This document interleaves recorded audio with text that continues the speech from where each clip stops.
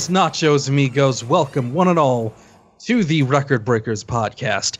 It is a podcast, a music podcast, if you will, where a group of friends share albums, pass them along Buenos one by nachos, one. amigos, and welcome to Record Breakers, a music podcast where a group of friends gather together to share music with each other, an album at a time. It's like a little book club for music. I'm Petey Rave, your man with no plan. He with me. Oh, never mind. I'll change. Let me do the bit again. Still doing the bit though. No, leave it in. Leave it in. Leave it in. Quality. It's quality. The sausage is being made. All right, but it's like a little book club for music where we hang out and share albums with each other. It's fun times had by all. I'm Peter Rave, your man with no plan, and half-assed last-minute ideas. Here with me is my team, my squad, my crew. We've got Brett. Bills on me blue, Sly Cooper. Yes. We've got Drew. Hi. And we've got David.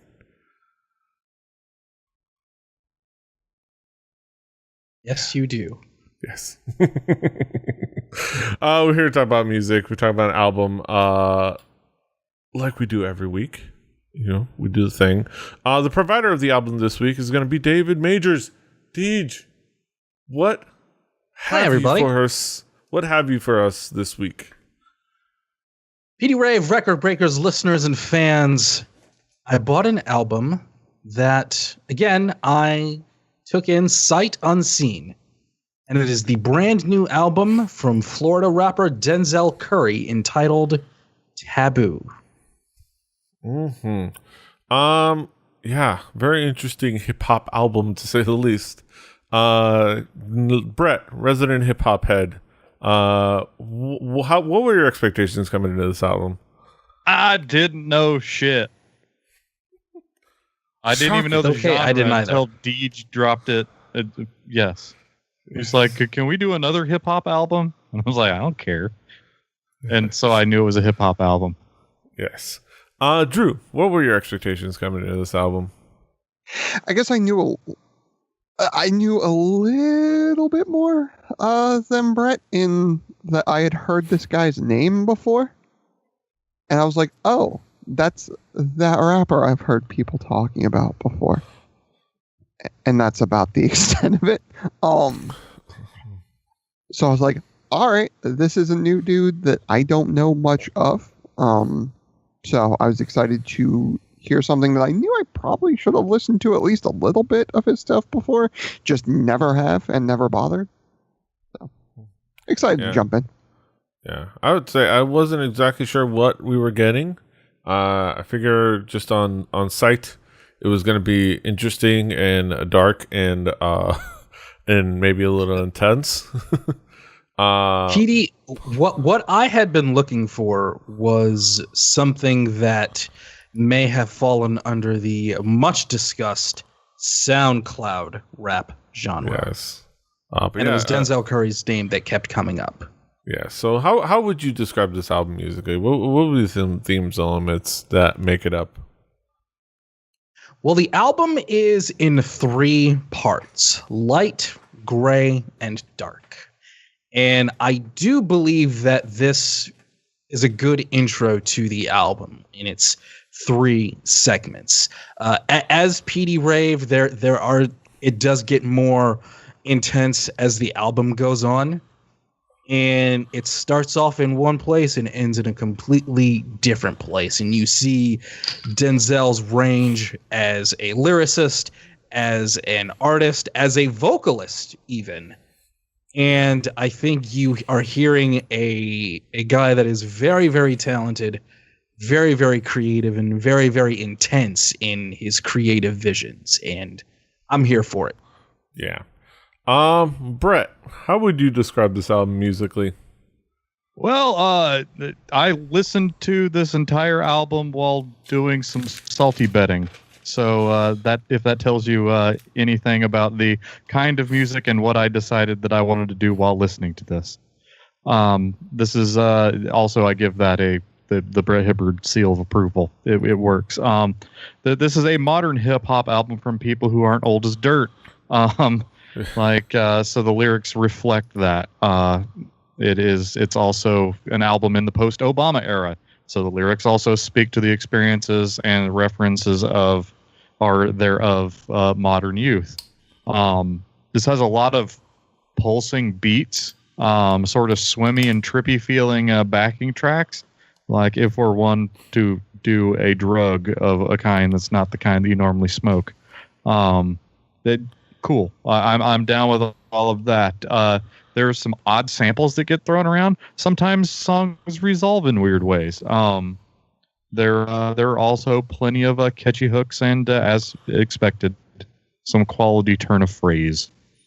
Mm-hmm. Drew, how would you describe this album musically? So when you go in on Google Music, all you see is the album cover for Act 3. So going in, I did not get exactly what I was expecting out of like 2/3 of this record, which now going into it and like looking at it as a 3-act sort of 3-chunk thing, definitely can see that. I didn't notice it first listen right off the bat. I will say that they do sort of transition very smoothly in my opinion, but knowing that it's coming and then listening over again as I was doing my notes, I definitely like get it where it's coming from.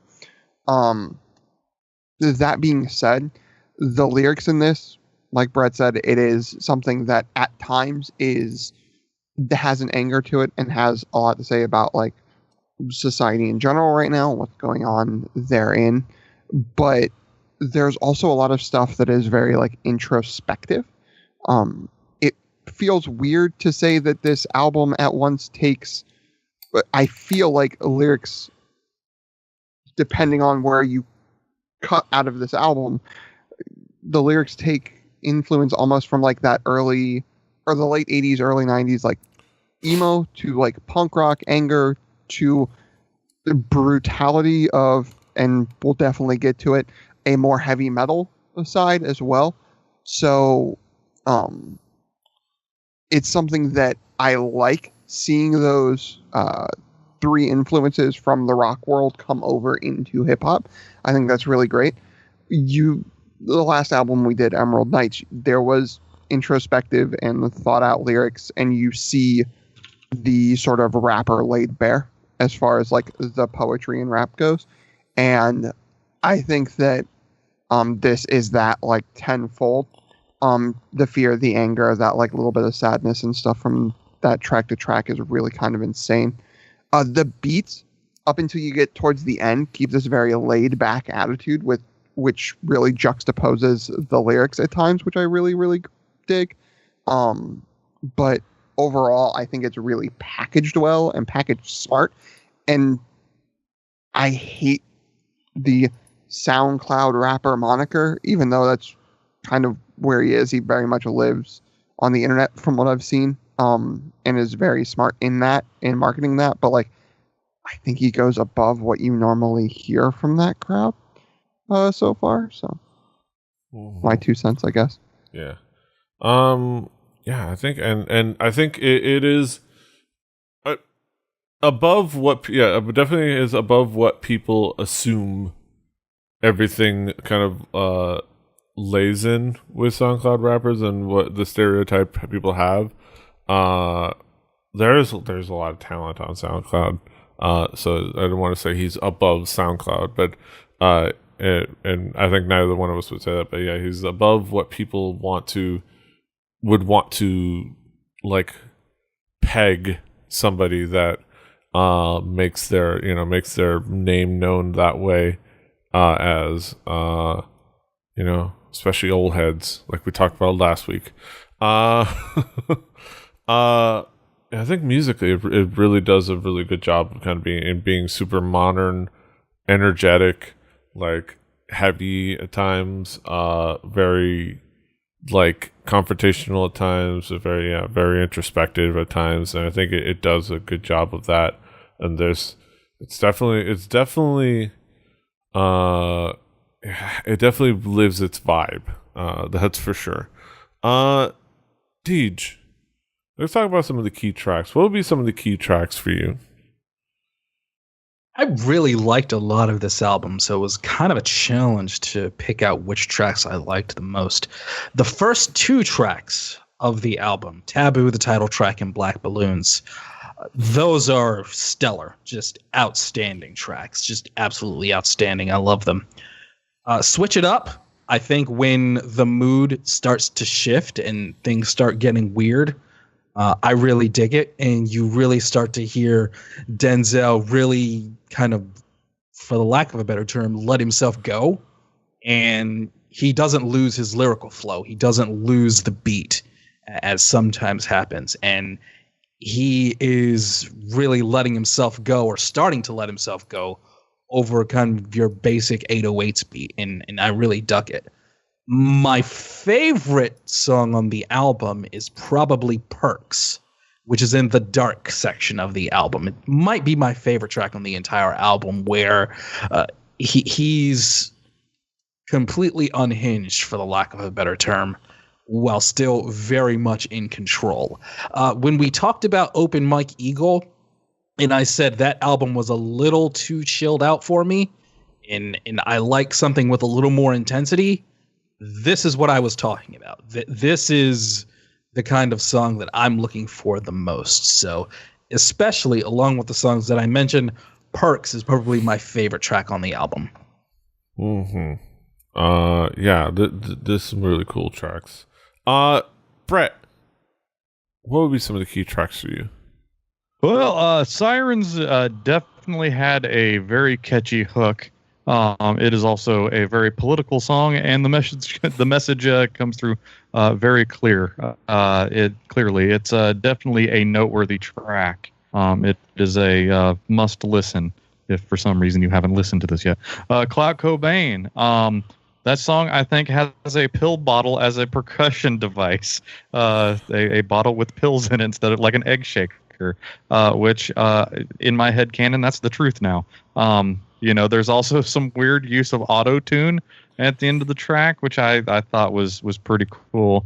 But that also another standout track. And Vengeance. Holy crap. The delivery of the lyrics in that song was fun in the front half. And then when it finished in the end with, modulating vocals and like Bee Gees-esque singing and horns, it was quite a journey of a song. I very much enjoyed that.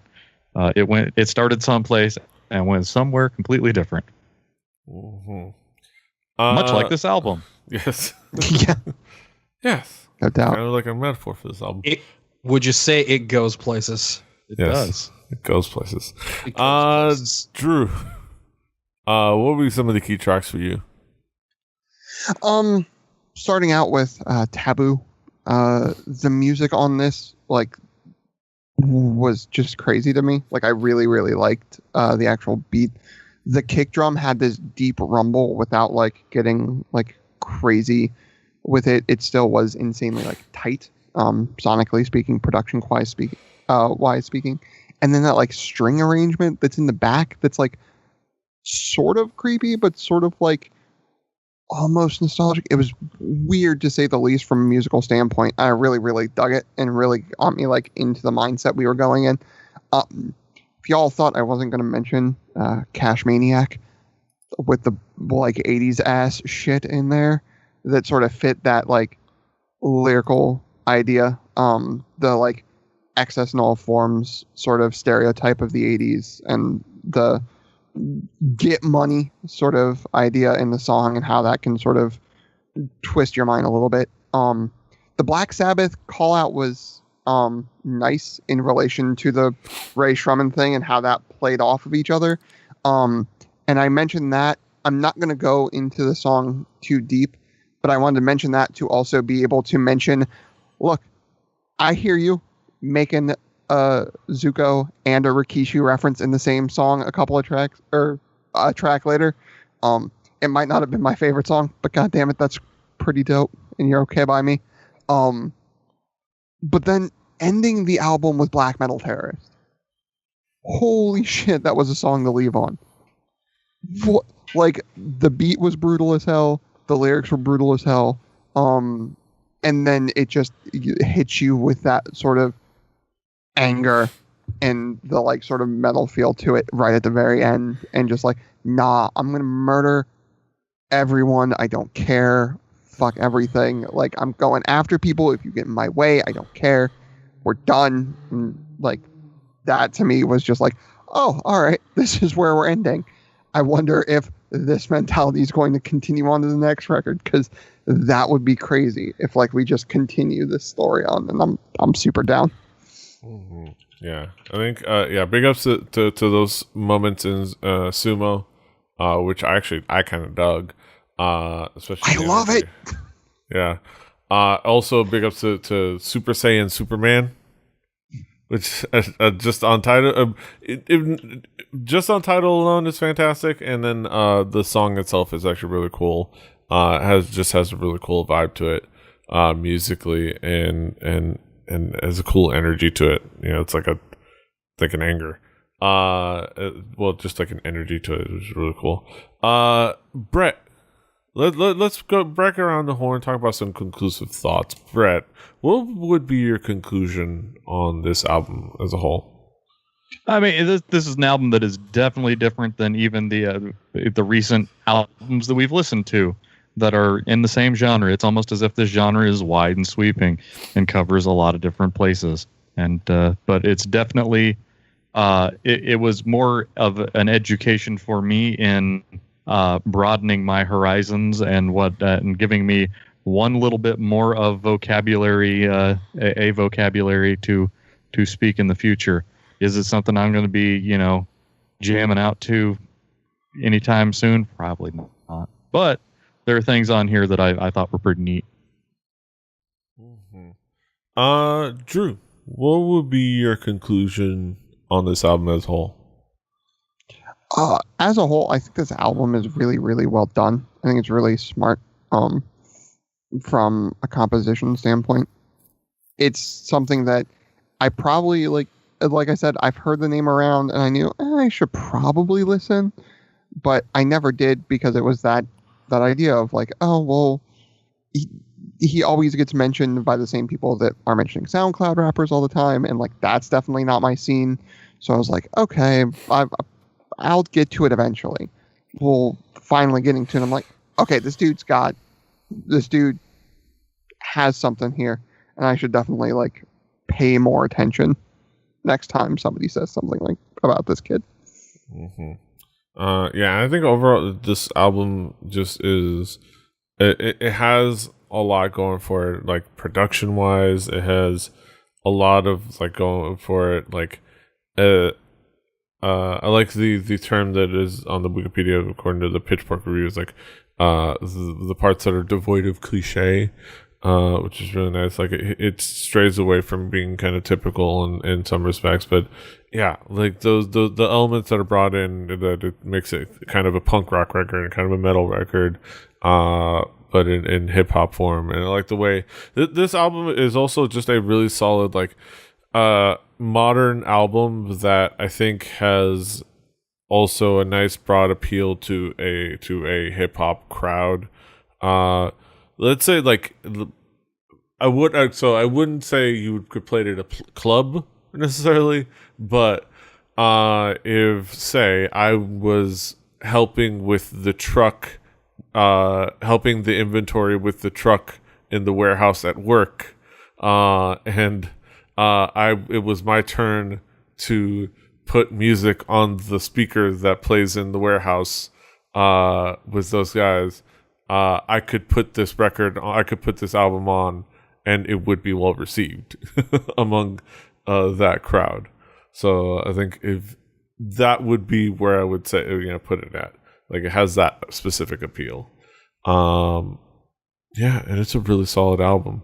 Deej, what would be your conclusion on this album as a whole?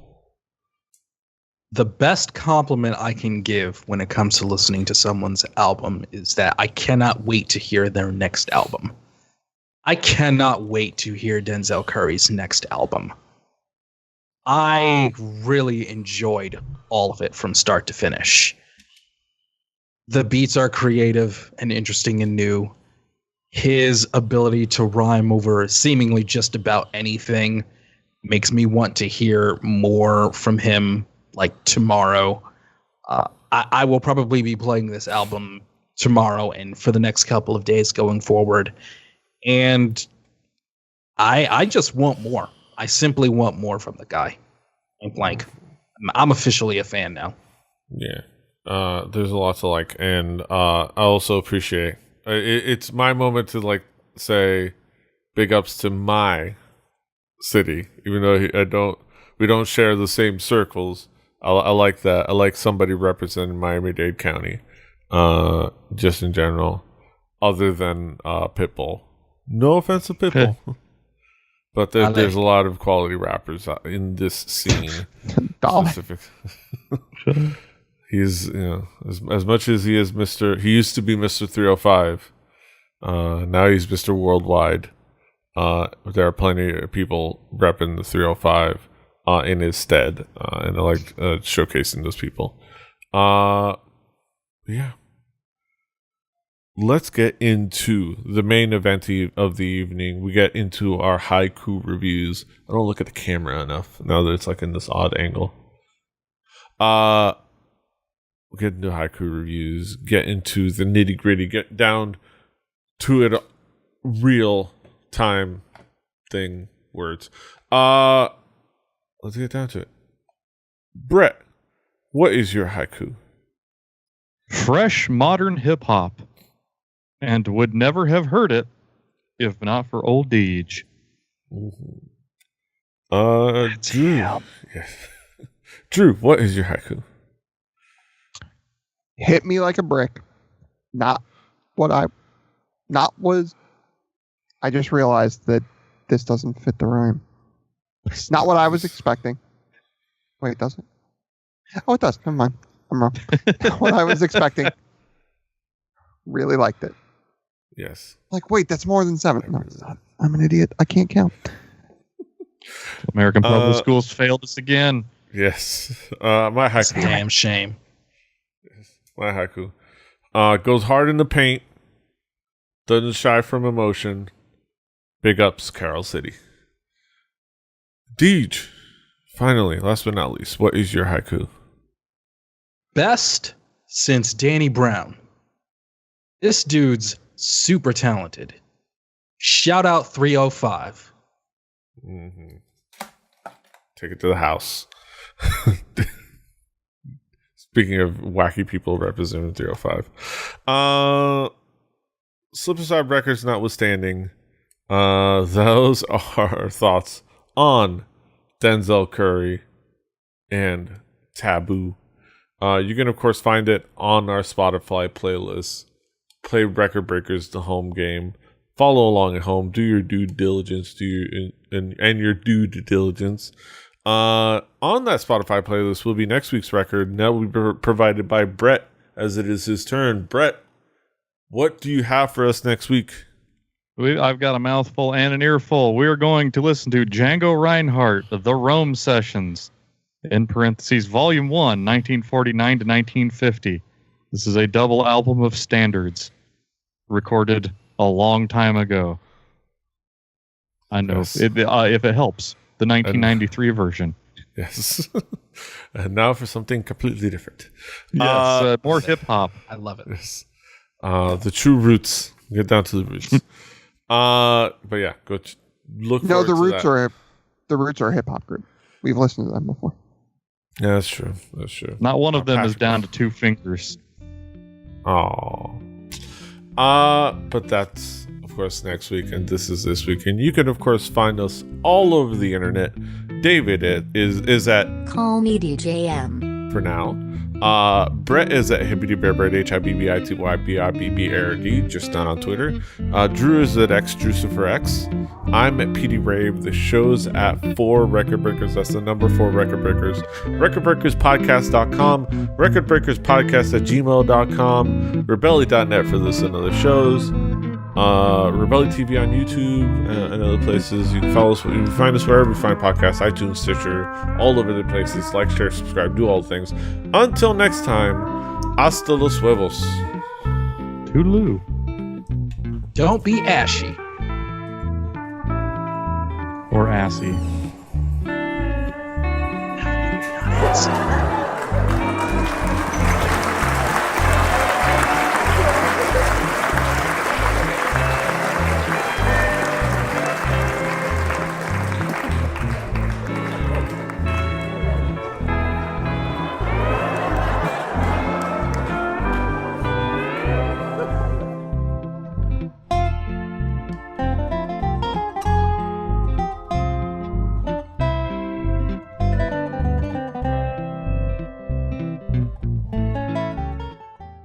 Diamond Club hopes you have enjoyed this program.